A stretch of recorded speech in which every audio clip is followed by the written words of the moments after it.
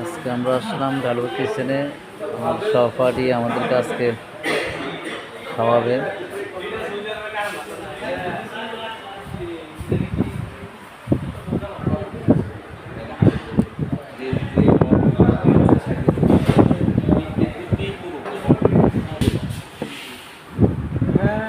যে আমার এক বন্ধুকে দেখালাম না স্যার, যে বিএনপি এর বড় ভাই।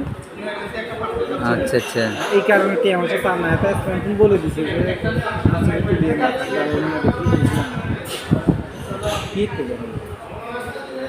গ্রুপে যাক আমাদের খাবার চলে আসছে। চিকেন চাপ,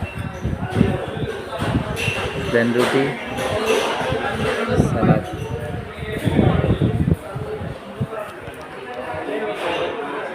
রুটি তো ঠিক আছে, ঠিক আছে রুটি।